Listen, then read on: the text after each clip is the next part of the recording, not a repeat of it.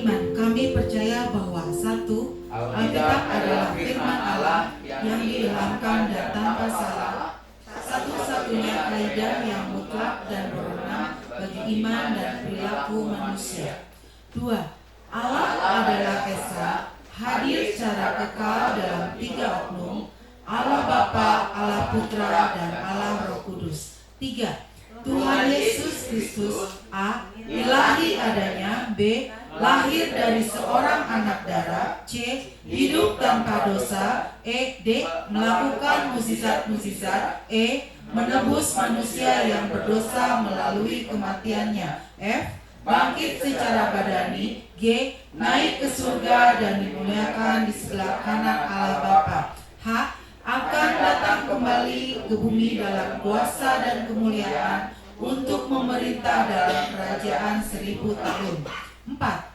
Oleh pelanggaran satu orang, Adam, dosa telah masuk ke dalam dunia dan maut oleh sebab dosa. Demikianlah maut telah menimpa semua orang karena semua orang telah berbuat dosa. 5. Keampunan dan penyucian dari dosa hanyalah melalui pertobatan dan iman kepada kuasa penyucian darah Kristus.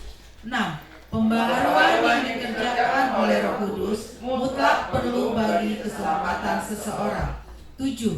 Karya penebusan Kristus di atas salib menyediakan kesembuhan bagi tubuh manusia melalui doa dan iman. 8. Pengurusan dikerjakan oleh Roh Kudus yang mendiami orang percaya.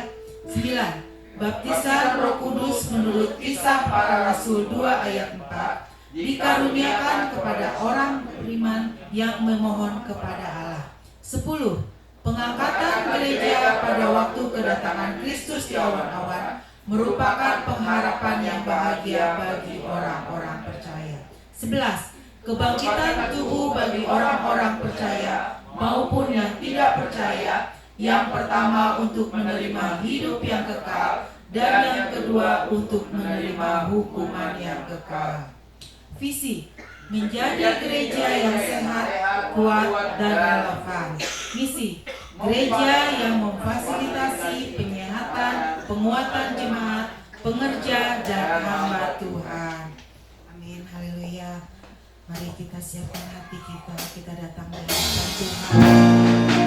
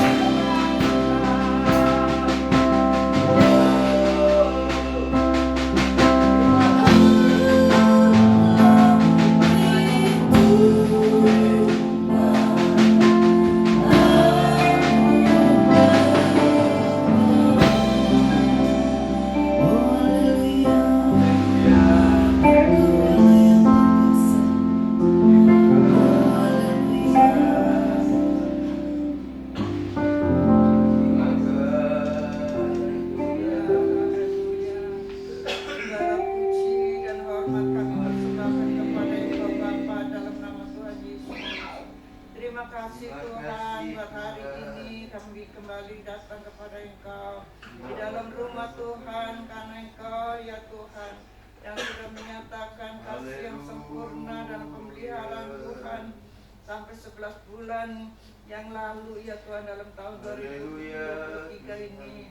Tuhan, biarlah dalam bulan yang terakhir ini hati kami terus berdoa kepada Engkau dan bersyukur kepada Engkau untuk kami boleh melakukan apa yang berkenan kepada Engkau ya Tuhan. Karena Engkau yang telah memanggil kami, memilih kami dari dunia ini untuk kemuliaan nama Tuhan.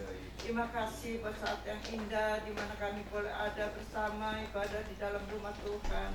Kamu sucikan dan kuduskan hati kami untuk kami boleh menikmati persekutuan di dalam tubuh dan darah Kristus ya Tuhan, yang boleh meneguhkan iman kami dan membawa kami kembali untuk kami boleh lebih berserah diri kepada Engkau Tuhan. Kami bersyukur pada saat yang indah ini Tuhan, beserta mereka yang belum bersama kami. Tuhan, kami mohon urapan Tuhan dari permulaan sampai akhir ibadah kami, bagi kami semua, baik yang melayani kami maupun yang dilayani ya Tuhan. Supaya kami semua boleh memuliakan nama Tuhan. Terima kasih Tuhan, inilah keadaan kami. Kami mau serahkan dan mohon pimpinan Roh Kudus dalam ibadah ini ya Tuhan, karena kami berdoa dan serahkan semuanya di atas nama Bapa, Putra dan Roh Kudus. Haleluya. Amin. Amin. Sekali lagi shalom. Shalom. Kita akan masuk ke dalam pujian, dan sebelum kita akan memuji Tuhan, bersorak buat Tuhan, silakan berikan senyuman yang terbaik buat diri kita. Kita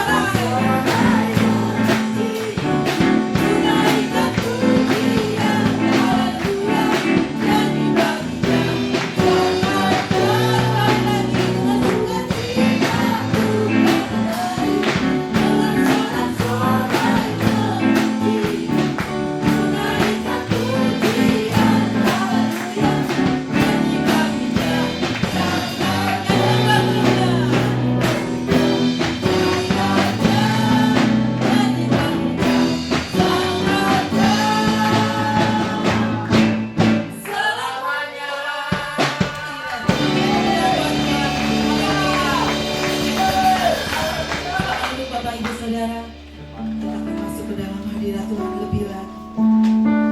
Kita selalu bersyukur buat anugerah terindah yang telah Tuhan berikan di dalam hidup kita. Hanya Yesus yang terbaik, hanya Yesus yang termanis di dalam hidup kita. Oh haleluya.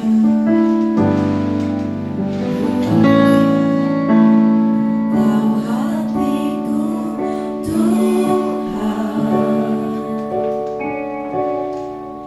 Kau tahu rinduku Tuhan.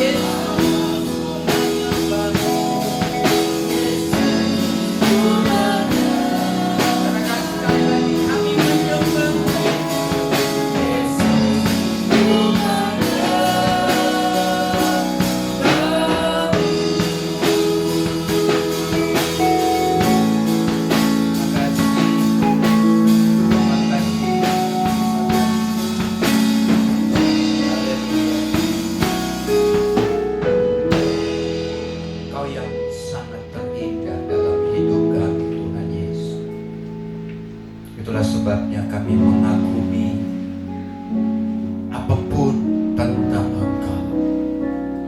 Kami mengagumi tentang kasih, kami mengagumi tentang perbuatan, kami mengagumi kuasa, kami mengagumi rencana-rencana-Mu dalam hidup kami. Kami mengagumi cara Engkau memelihara kami, cara Engkau memberkati kami, cara Engkau menyatakan kemuliaan-Mu kepada kami. Oleh sebab itu, hanya Engkau yang dapat berkuasa di atas pikiran kami. Hanya Engkau yang berkuasa di atas hati kami. Hanya Engkau yang dapat dan berkuasa memuaskan jiwa dan roh kami. Engkau yang berkuasa menata hidup kami, mengatur langkah kami. Engkau yang juga yang berkuasa membawa kami berjalan dari kemuliaan kepada kemuliaan. 11 bulan telah kami lalui. 11 bulan tidak pernah satu hari pun kami tidak melihat perbuatan-Mu yang ajaib dalam hidup kami. Kalau kami ada hari ini, itu semata-mata karena kebaikan anugerah. Terima kasih Kau tetap menggenggam kami dari bulan ke bulan kami lalui. Kami tidak menafikan bahwa ada persoalan, bahwa ada kesulitan selama 11 bulan, bahwa banyak hambatan, banyak tantangan, bahkan ada resiko-resiko yang kami hadapi. Kami juga tidak akan pernah menafikan bahwa besar dan ajaib perbuatan-Mu bagi kami. Terima kasih Engkau menemani kami dari hari ke hari, minggu ke minggu, bulan berganti dengan bulan yang baru. Sampai 11 bulan ini kami tetap mengatakan Engkau sangat baik. Berfirmanlah Engkau Roh Kudus kepada kami. Berkata-katalah, sampaikan hati-Mu kepada kami Bapa di dalam surga. Sampaikan isi hati-Mu Tuhan Yesus, sehingga di bulan Desember ini kami dapat melakukan sesuatu yang terbaik, yang lebih baik dari bulan-bulan yang lalu. Karena itulah keputusan kami, komitmen kami, bahwa kami mau dan terus belajar memberikan, melakukan yang terbaik bagi Tuhan kami Yesus Kristus. Terpujilah Kau, segala hormat, segala pujian kami kembalikan kepada Tuhan Yesus Kristus yang layak menerimanya. Haleluya. Amin. Shalom Bapak dan Ibu. Hari ini saya akan berbicara tentang pribadi yang excellent. 1 bulan ini, di bulan Desember ini adalah berbicara tentang excellent. Banyak orang mengatakan excellent itu tentang kualitas gitu, tentang bermutu atau apa ya. Tapi saya akan coba buat bahasa sendiri. Ketika saya searching gitu ya, buat lihat untuk memperdalam pemahaman saya. Waktu saya searching, excellent itu yang keluar itu adalah tentang Daniel. Tapi saya lihat dari perspektif yang berbeda aja supaya saudara lebih kaya gitu ya, memahami tentang excellent. Oleh sebab itu, untuk apa ya, mengerucutkan, karena excellent itu luas gitu ya, mengerucutkannya saya ambil temanya pribadi yang excellent. Ya, kita buka saja dari Kolose pasal yang ketiga, ayat yang ke-23 dan ke-24. Saudara kalau bisa lihat, kalau tidak terlalu awas, terlalu jelas, sudah buka di laptop saudara, di handphone saudara, di Alkitab saudara. Sudah dapat, katakan amin. Ya pastilah karena sudah ada di sini. Boleh kan saudara sekalian berdiri sama-sama yuk, diri yuk sama-sama yuk. Diri yuk. Saya akan bacakan ayat 23. Bapak dan Ibu bacakan ayat yang ke-24. Saya bacakan. Apapun juga yang kamu perbuat, dikatakan perbuatlah dengan segenap hatimu seperti untuk Tuhan dan bukan untuk manusia. Silakan Bapak.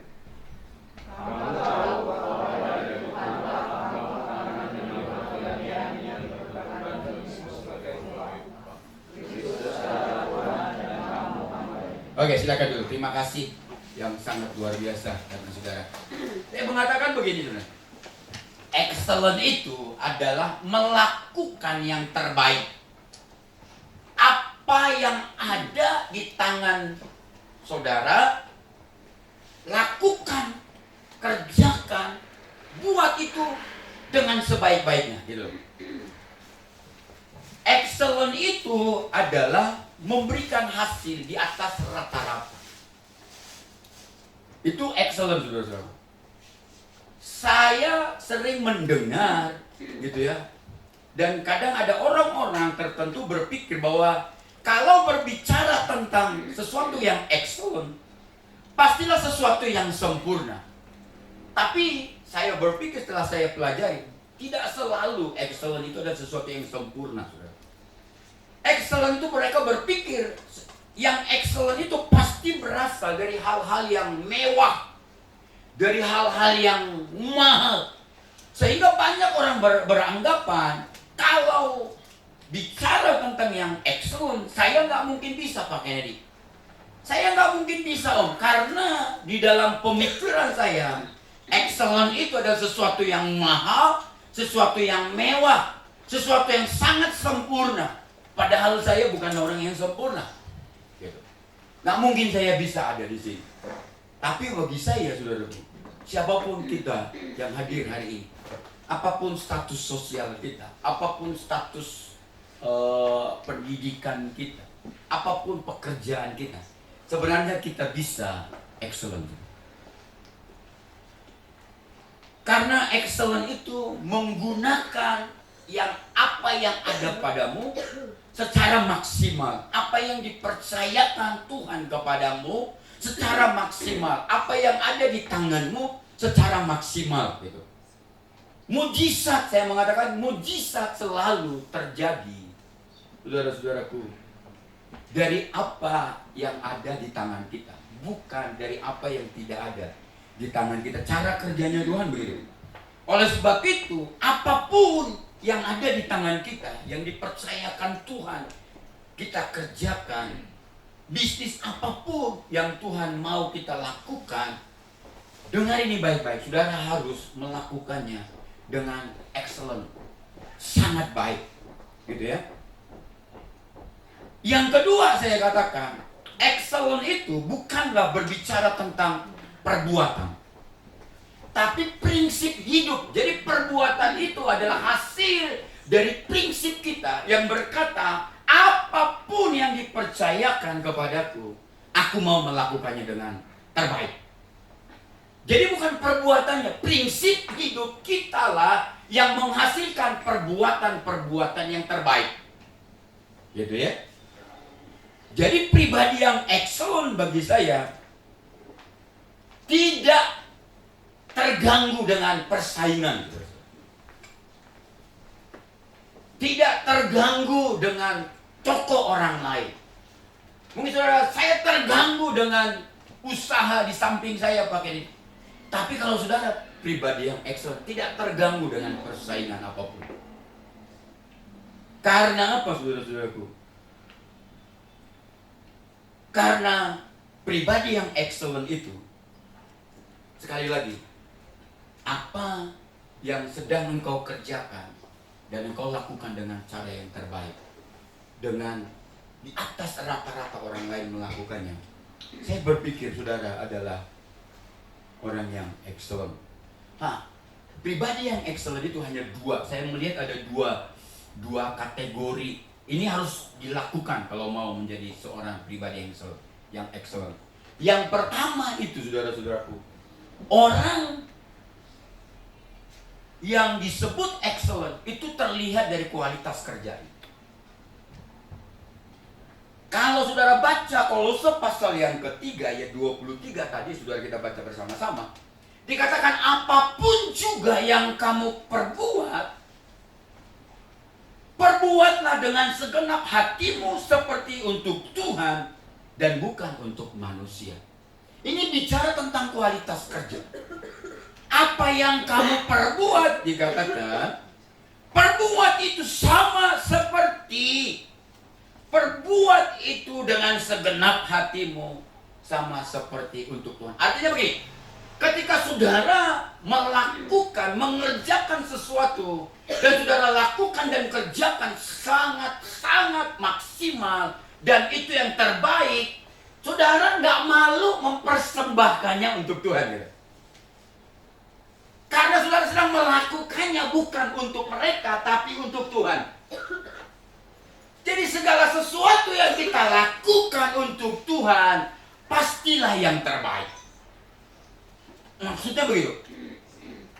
Inilah berbicara tentang pribadi yang excellent.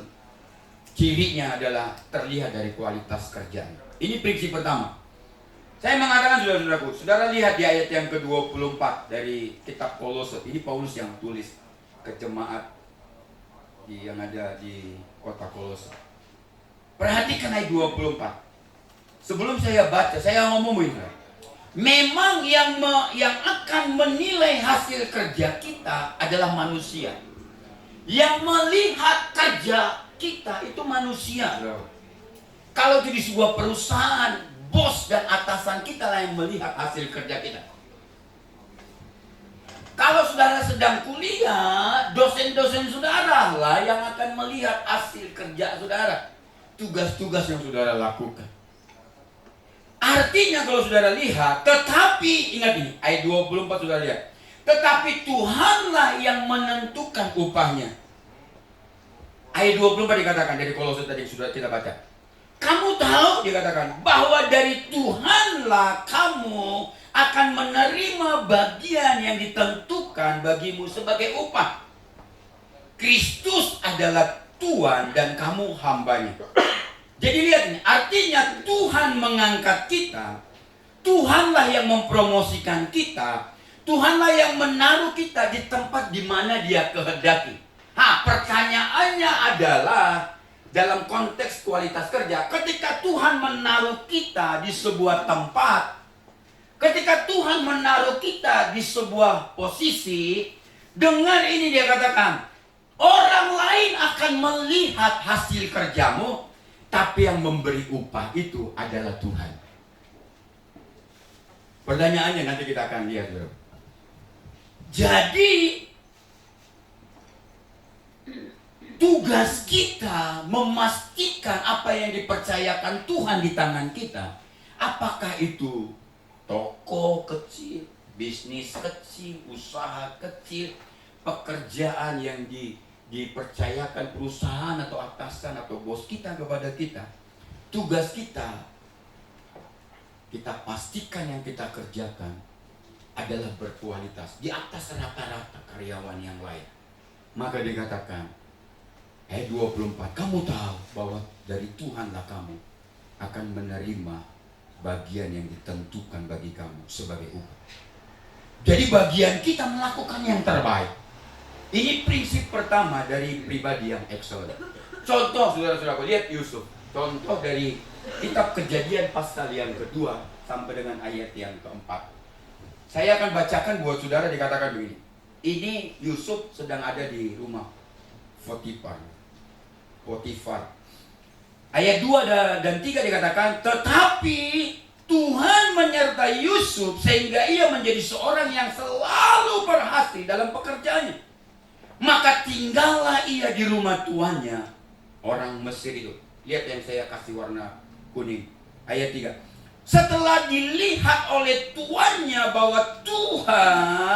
bahwa Yusuf disertai Tuhan, dan bahwa Tuhan membuat berhasil segala sesuatu yang dikerjakannya, Maka ayat keempat dikatakan, maka Yusuf mendapat kasih tuannya, dan ia boleh melayani dia.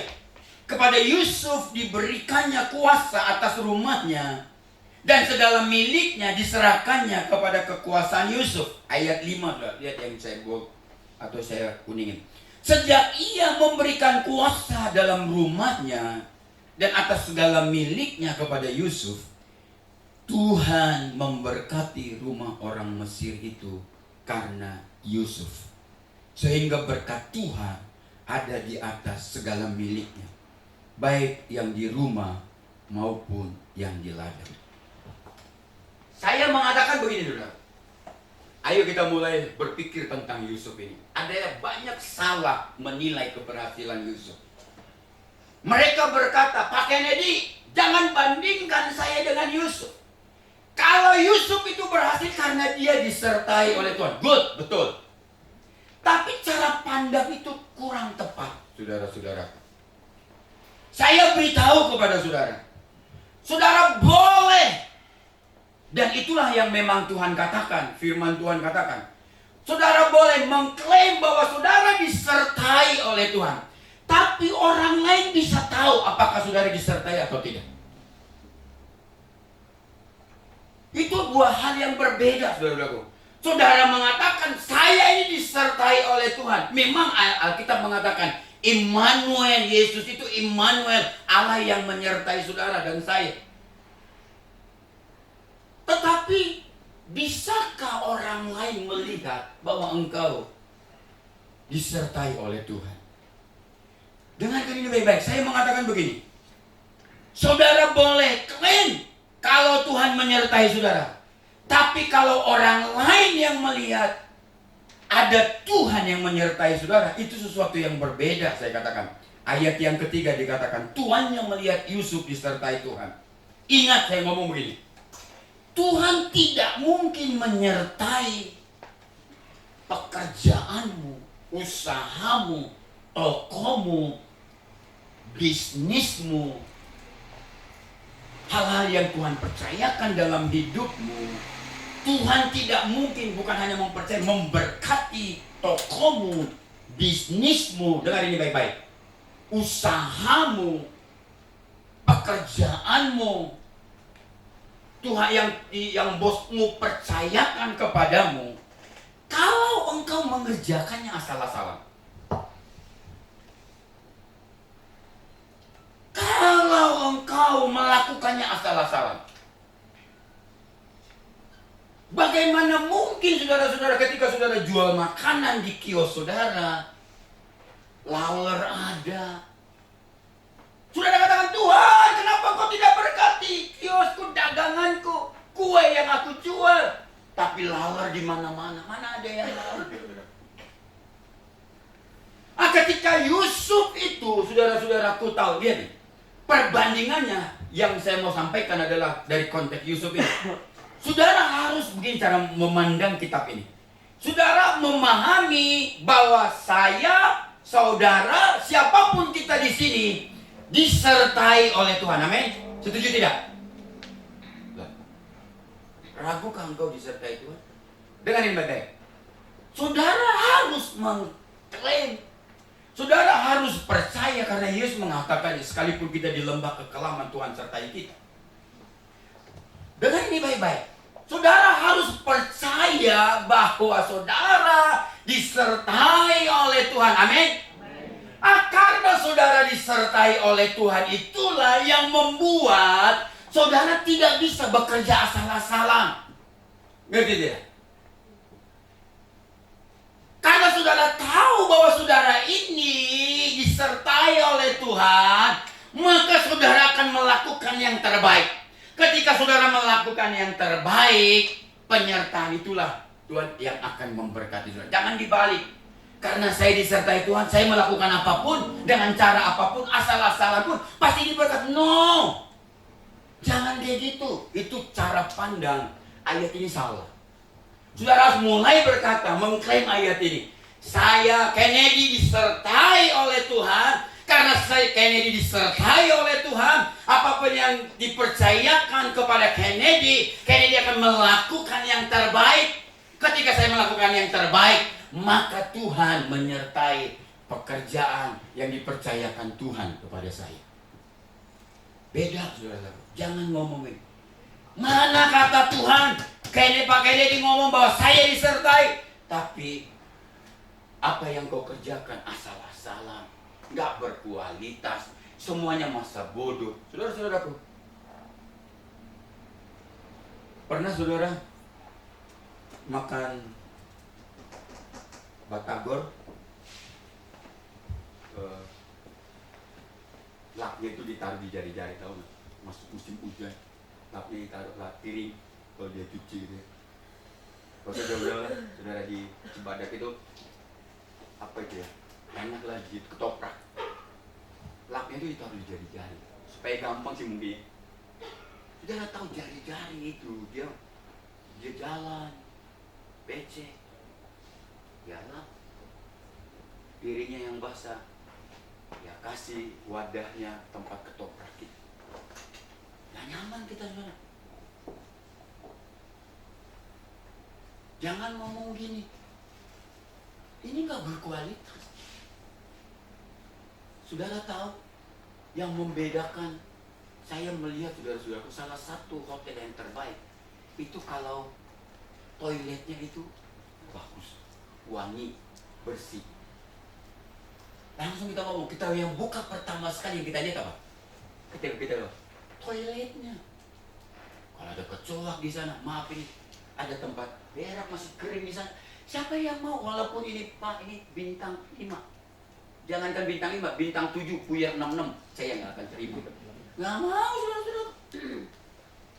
Orang banyak berpikir karena saya disertai Tuhan, saya bisa melakukannya dengan asal-asalan.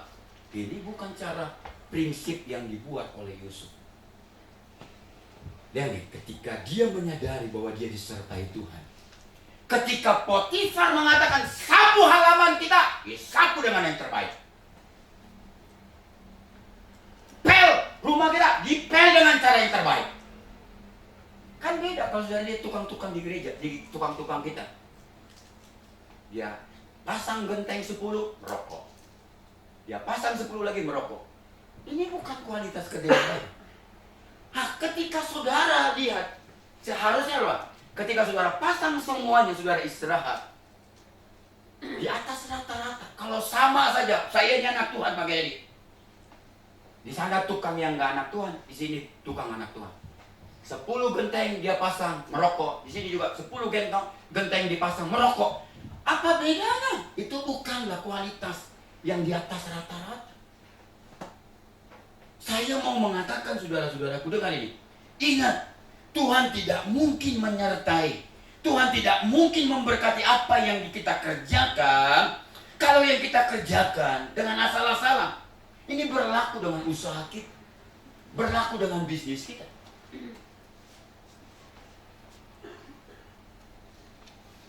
Karena hidup kita disertai yang benar adalah karena hidup kita disertai Tuhan, itu mendorong kita, membuat kita mengerjakan segala sesuatu dengan sangat amat baik. Maka disitulah muncul berkat Tuhan. Saya langsung lompat saudara-saudara. Itu yang pertama, kualitas. Saya tidak sampai supaya saya punya waktu. Lihat, prinsip yang kedua dari pribadi yang berkualitas. Yang pertama tadi apa? Dilihat dari kualitas kerjanya. Yang kedua, bicara tentang proses.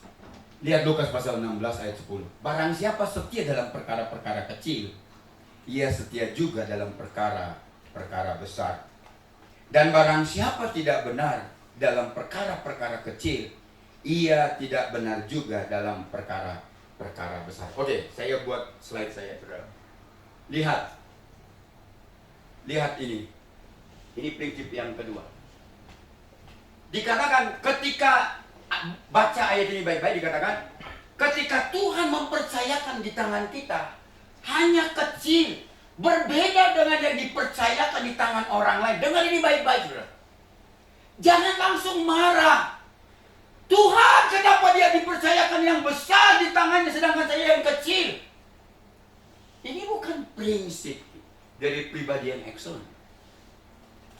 Ketika saudara membuka toko dari toko yang kecil, mulai dari usaha yang kecil-kecilan, toko yang kecil-kecilan, bisnis yang kecil-kecilan, jangan marah. Jangan marah. Karena Tuhan katakan, barang siapa setia dengan hal yang kecil, Tuhan akan percayakan hal yang besar. Tapi untuk menjadi sesuatu itu besar ada prosesnya. Seperti yang saya katakan, ada proses. Sampai kapan pakai ini? Saya nggak tahu. Nggak tahu, saudara-saudara. Tapi yang saya tahu, dengar ini baik-baik. Jadi dari tahap awal untuk sampai di tahap akhir, ada prosesnya. Ada waktu yang harus kita lakukan. Contoh saudara mau ngomong ini. Tuhan, apakah perusahaan ini nggak tahu? Saya ini lulusan S1 cum laude dari universitas ternama. Apa perusahaan ini nggak tahu? Saya ini lulusan S2, nilainya terbaik, cum laude, sempurna. Kenapa saya hanya dikasih terima telepon di perusahaan? Hanya jaga pintu saja. Jangan di proses ini, jangan marah, saudara. Ketika Tuhan percayakan, saudara, jangan marah di proses ini. Harus dalam proses ini, saudara harus sabar. Saudara harus tekun. Saudara apa? Saudara harus sabar, saudara harus tekun, saudara tetap harus melakukan yang terbaik. Lihat di kolom awal itu saya katakan. Harus kerjakan dengan sungguh-sungguh, harus kerjakan dengan segenap hati, harus kerjakan dengan sangat baik, harus kerjakan di atas rata-rata orang mengerjakannya. Maka dikatakan dalam proses ini juga saudara harus belajar tekun, saudara harus setia, saudara harus sabar. Di masa sekarang ini problemanya adalah semuanya ingin instan. Semuanya ingin cepat. Kalau saudara sudah lulus S1, maunya saudara langsung direktur, saudara langsung manajer, saudara langsung di tempat duduk yang empuk, dikasih mobil, dikasih fasilitas-fasilitas yang lain. Enggak gitu, saudara, prinsipnya. Mungkin kita mengawali usaha kita, saudara. Mungkin kita mengawali karir kita. Mungkin kita mengawali toko kita. Mungkin kita mengawali bisnis kita dengan kecil-kecilan. Untuk menjadi besar ada prosesnya. Dan di dalam proses ini ada dua hal yang harus saudara lakukan, tadi saya katakan. Yang pertama itu, tetaplah kerjakan dengan kualitas yang terbaik. Yang kedua, tetaplah bersabar. Karena mungkin ada masalah, ada tantangan, ada resiko yang harus saudara. Jangan langsung begini, Pak Kennedy udah ini sesuatu yang kecil, nggak mungkin Pak Kennedy ini menjadi besar. Kalau engkau setia dalam proses ini, Kolose mengatakan Tuhanlah yang memberi upahnya. Saudara lihat Markus, perumpamaan dari Tuhan Yesus, Markus 4 ayat 31-32. Hal kerajaan itu seumpama biji sesawi yang ditabur di tanah. Memang biji itu yang paling kecil daripada segala jenis benih yang ada di bumi. Mungkin saudara katakan, pakai ini nggak mungkin ini membuat yang ini paling kecil daripada keluarga saya. Pakai ini bisnis yang paling kecil, nggak ada apa-apanya. Aduh, ini seperti ecek-ecek pakai ini. No. Kalau engkau melihat prinsip ini, yang kecil itu bisa dibuat jadi besar. Tapi di dalam proses itu ada dua hal yang saudara harus lakukan. Kualitas dan kesabaran. Tetap dipertahankan, saudara. Oleh sebab itu saya katakan dua hal ini harus dilakukan. Jangan hindari proses.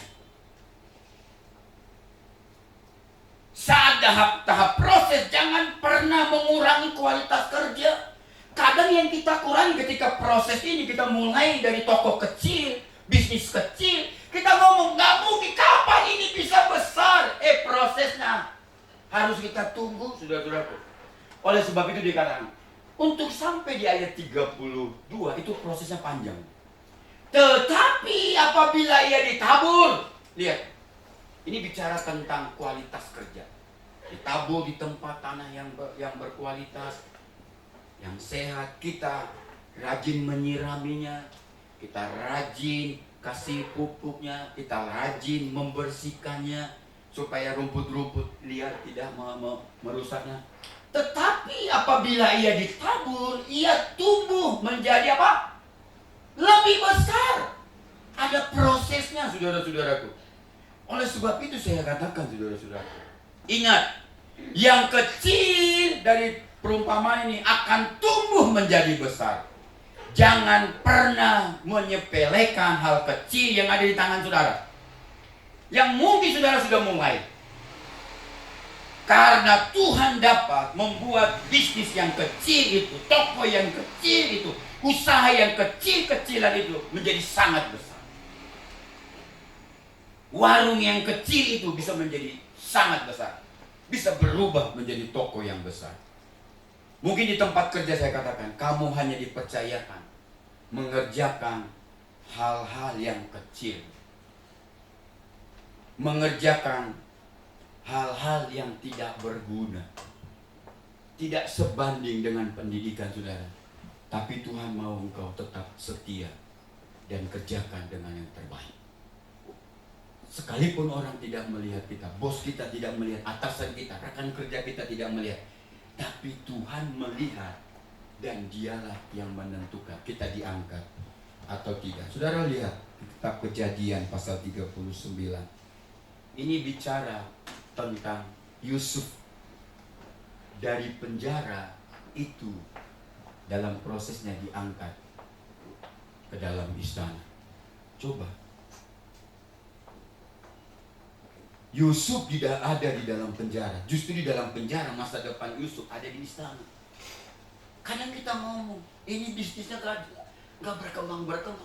Rawat terus, usahakan yang terbaik, lakukan yang terbaik. Ini prinsip pribadi yang excellent. Karena proses ini, Yusuf di penjara. Mungkin semua orang mengatakan, Yusuf, lu di penjara gak mungkin punya masa depan. Justru dia ada di penjara, dia diantar kepada istana. Kan kita gak tahu. Tapi prosesnya, saudara baca, di rumah Potifar dapat melihat bahwa dia sangat mengerjakan dengan sungguh-sungguh apa yang dipercayakan Potifar. Dan Yusuf dilihat disertai oleh Tuhan. Ketika dia di penjara, dia juga mengerjakan, melakukan segala sesuatu dengan istimewa, terbaik. Jangan berpikir, gak mungkin bisnis ini bisa naik jadi lebih hebat. Jangan. Kadang kita berpikir ini penjara pakai ini. Dengarkan ini. Daud itu diangkat jadi raja. Dia ada itu di mana? Di tempat penggembalaannya. Di tempat yang sepi. Di tempat di mana orang lain tidak ada. Tapi justru Tuhan mengangkat dia jadi raja Israel. Tapi ketika saudara ada di tempat yang kecil ini, terpencil ini, prosesnya harus saudara lakukan. Proses yang pertama, sabar, tekun. Yang kedua, proses yang kedua harus saudara lakukan adalah pastikan semuanya saudara lakukan dengan cara yang terbaik, di atas rata-rata orang lain melakukannya. Itu kuncinya, saudara-saudaraku. Saya ngomong begini, saudara, ini statement saya. Di mana kamu sekarang tidak menentukan tempat di mana masa depanmu. Lihat di Yusuf. Yusuf itu hanya di penjara, tapi tidak menentukan masa depannya itu tetap di penjara. Di mana kamu sekarang tidak menentukan tempat di mana masa depan. Ketika engkau melakukan dengan cara yang terbaik, engkau tetap sabar, tekun, berdoa sungguh-sungguh sama Tuhan. Apapun yang ada di tanganmu yang dipercayakan Tuhan, sekalipun itu yang paling kecil, engkau mulai rawat biji itu, tanam dia, mulai engkau pastikan bahwa ini suatu saat dia akan bertumbuh dan menjadi besar. Saudara-saudaraku yang dikasih Tuhan, sekali lagi saya katakan, tetaplah mengerjakan yang terbaik. Sekalipun dipercayakan, sekalipun dimulai dari hal yang kecil. Karena proses untuk ke istana, Yusuf itu dimulai dari paling bawah. Saya berharap saudara-saudaraku bisa memahami. Jika saudara lihat, kata Firaun kepada Yusuf, oleh karena Allah telah memberitahu, bukan semuanya bla bla bla, dia diangkat menjadi penguasa dalam istana. Sekarang pertanyaannya, apa yang ada di tangan? Mungkin saudara katakan, aku baru memulai pakainya ini, usaha kecil-kecilan. Jangan remehkan yang kecil itu, karena itu bisa menjadi besar. Amin saudaraku. Jangan berpikir kalau kau bekerja di sebuah perusahaan, engkau berkata, inilah selamanya aku di sini, pasti mati juga di sini, habis waktu di sini, di tempat yang paling kecil, tempat yang paling sepi. No, justru di tempat itulah Daud diangkat jadi raja, di tempat yang sepi. Justru di tempat yang paling bawah lah Yusuf diangkat ke dalam istana. Ketika Yusuf ada di dalam penjara, dia tetap melakukan yang terbaik. Bisa saja Yusuf ngomong gini, aku sudah tidak mau, ini kan aku tidak, ini bukan salahku. Istrinya Potifar lah yang menghina aku, yang mengatakan bahwa aku memperkosa dia. Padahal aku tidak melakukan. Dia bisa saja 1000 alasan untuk berkata, untuk marah sama Tuhan. Tapi lihat ayatnya, tidak ada Yusuf marah sama Tuhan. Dia tetap melakukan ketika dia di tempat Potifar. Dia memastikan semua yang dikerjakannya, dia mengerjakannya, memastikan apa yang dikerjakan terbaik.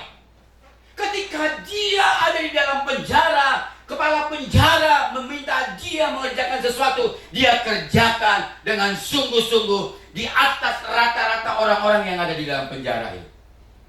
Maka ketika kepala penjara itu melihat cara kerjanya berbeda dengan anak-anak di penjara yang lain, Tuhan mengangkat dia dari penjara ke istana. Kadang di proses inilah banyak kita jatuh, banyak kita gagal. 1 bulan usahanya nggak jalan, 2 bulan nggak jalan, tutuplah. Nah, jangan gitu. Karena kita nggak tahu. Kemarin siapa itu yang dari Korea itu, Pak? Tetesan terakhir itu menentukan jebolnya tidak, pecah tidak batu itu. Kalau saudara ditetes, terus menurut saudara usahakan yang terbaik, berdoa di sana, mulai sungguh-sungguh, tumpangkan tangan di toko yang kecil itu, usaha yang kecil itu, mulai berdoa, mulai sungguh-sungguh minta Tuhan memberkati, pasti diberkati. Tapi proses itu, saudara selalu, di sinilah kita banyak gagal. Sehingga usaha ini belum berhasil, kita buat usaha lain. Usaha yang lain belum berhasil, kita lagi ganti usaha. Jangan klaim ayat ini bahwa sekalipun biji itu yang terkecil dikatakan di atas bumi, dalam bumi, tapi kata tetapi itu proses. Tetapi ketika dia ditanam dalam tanah, dia akan menjadi besar. Ketika besar itulah menunggu besar, itu proses. Nah, ketika dalam proses itulah saudara harus memastikan kualitas pelayanan saudara, kualitas kerja saudara.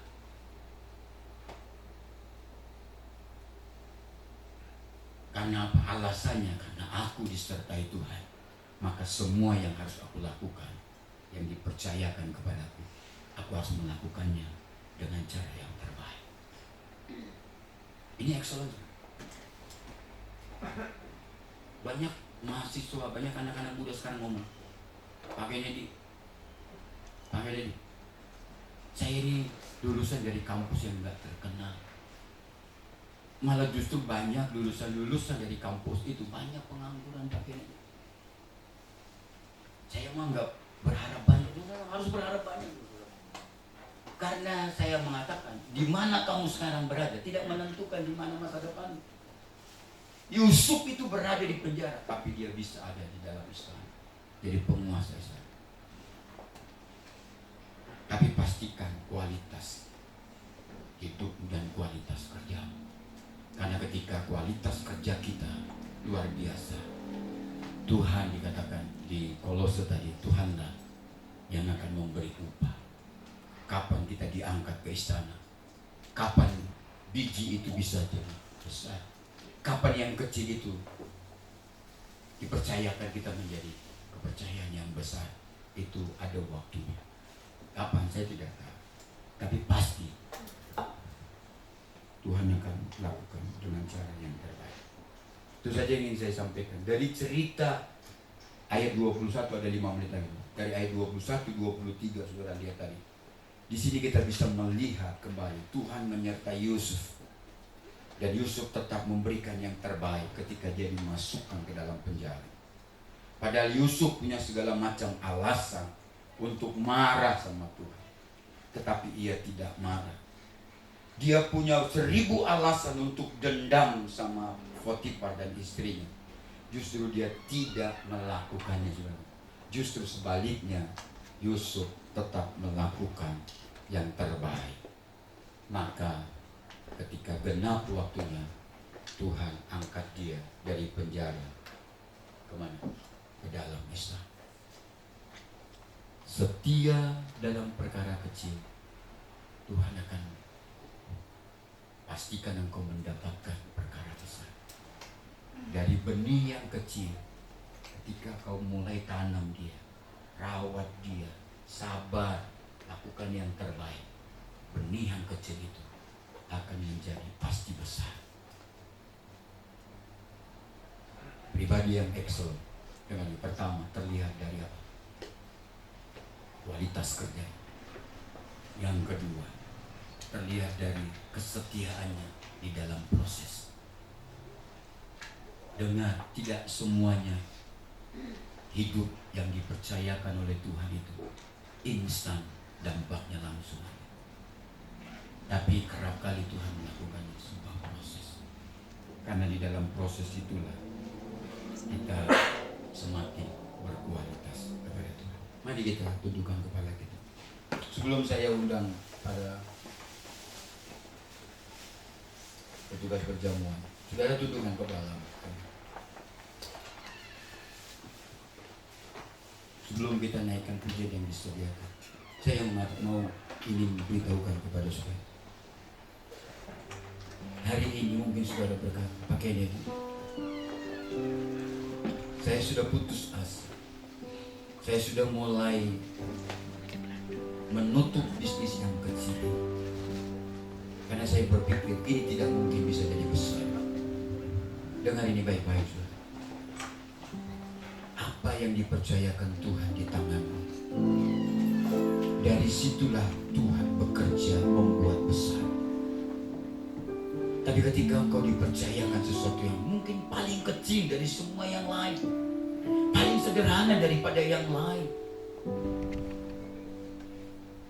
mungkin saudara katakan, pakai ini aku mau mulai dari sesuatu yang kecil, tidak sebanding dengan yang lain yang sudah langsung besar. Mau mulai dari yang besar, dari partai yang besar.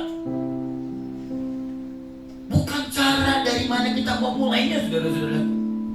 Sekalipun engkau mulai kecil, Tuhan katakan, kalau engkau setia pada perkara yang kecil ini, engkau merawatnya dan mengerjakannya dengan sungguh-sungguh dan melakukannya dengan yang terbaik, Tuhan akan percayakan bisnis besar buatmu.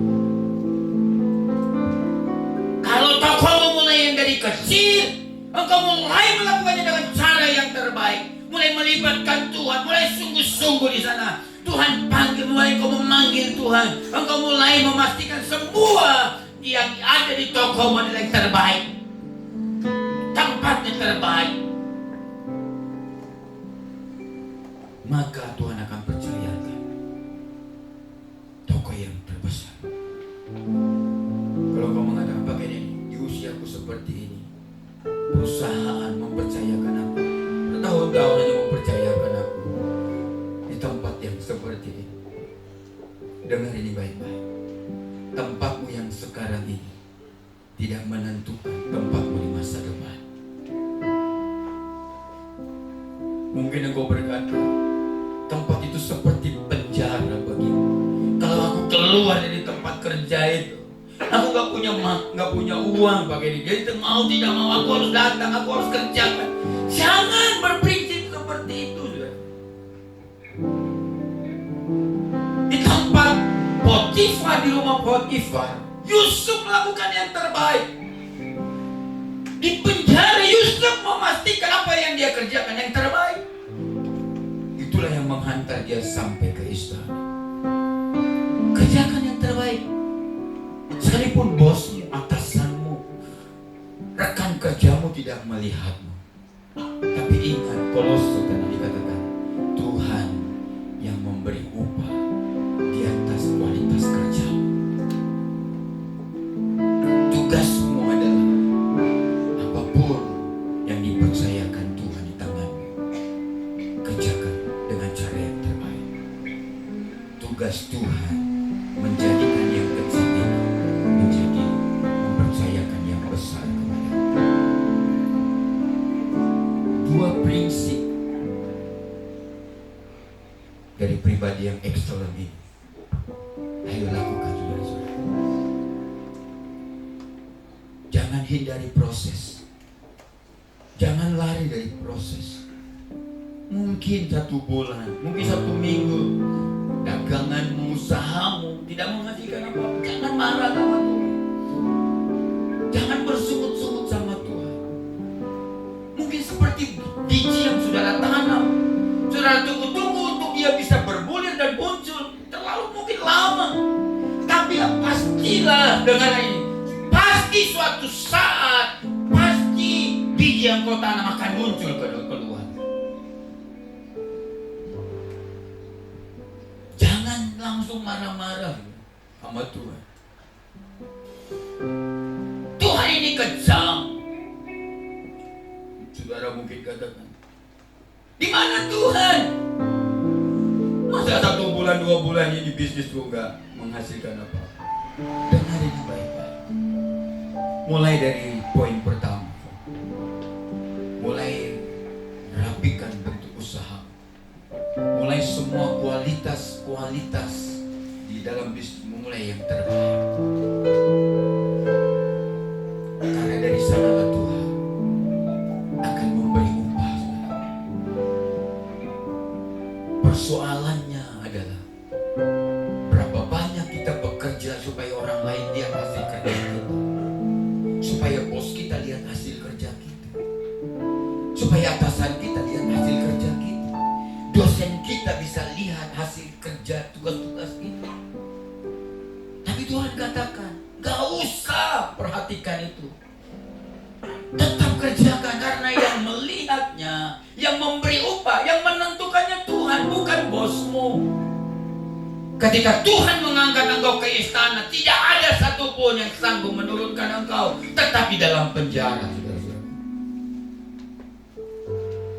Dengar ini baik-baik. Ini konsep dari pribadi yang excellent. Kalau engkau mulai berkata pakai ini, hari ini aku akan melakukan 2 hal ini. Mari petugas perjamuan kudus, datanglah bersama dengan kami hari ini. Kalau engkau melakukannya, saudara, klaim ayat ini, hidupi ayat ini. Katakan, aku mau mengamini ayat ini. Yang kecil ini akan menjadi besar, yang kecil ini akan menjadi luar biasa. Yang kau percayakan yang kecil ini, Tuhan akan Tuhan tambahkan. Tuhan percayakan dengan hal yang besar.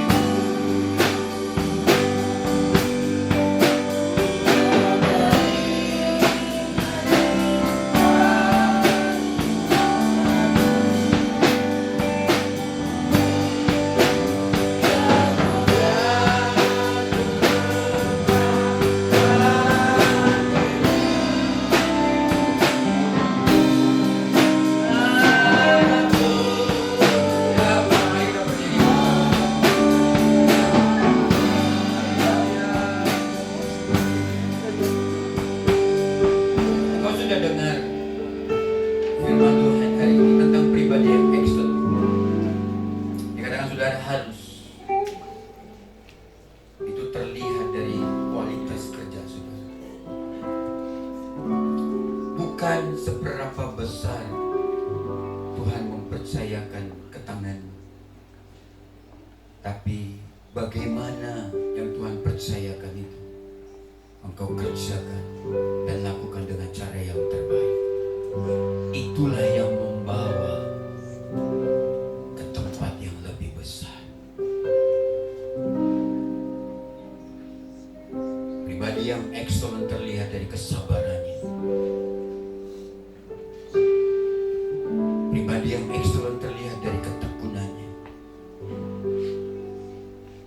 Pribadi yang excellent itu bukanlah orang yang gampang menyerah, gampang putus asa, gampang lari dari tanggung jawab. Pribadi yang excellent itu adalah tangguh, bukan cengeng, karena dia tahu ketika dia memulai satu titik ke titik yang lain adalah sebuah proses. Prosesnya pasti tepat, yaitu ke masa depan. Ujungnya adalah masa depan. Hanya butuh waktu, saudara-saudara. Masa depan itu ada di tangan. Mari libatkan Tuhan dalam prosesnya. Ingat, belum tentu ketika Tuhan mempercayakanmu hal yang besar, itu menghantarmu lebih besar.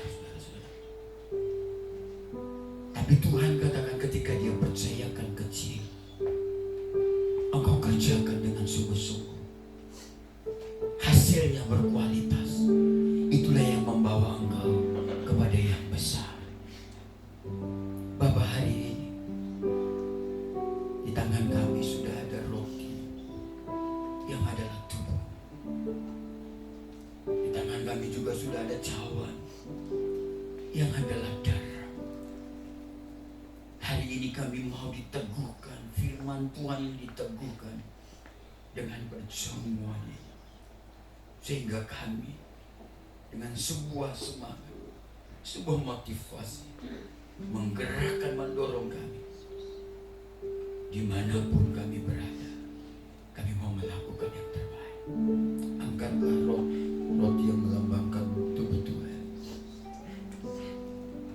Di dalam Matius pasal yang ke-26 ayat 26 sampai dengan 28, Yesus berkata, dan ketika mereka sedang makan, Yesus mengambil roti, mengucap berkat, memecah-mecahkannya lalu memberikannya kepada murid-muridnya, memberikannya kepada saudara dan berkata, ambillah, makanlah, inilah tubuhku. Mari kita memakannya di dalam nama Tuhan Yesus.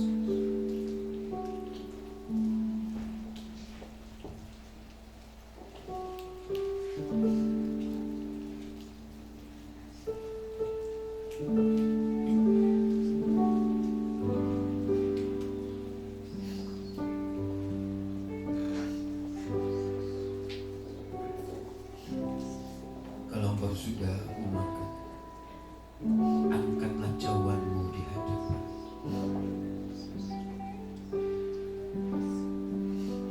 Sesudah itu ia mengambil cawan, mengucap syukur lalu memberikannya kepada mereka dan berkata, minumlah kamu semua dari cawan ini, sebab inilah darahku, darah perjanjian yang ditumpahkan bagi banyak orang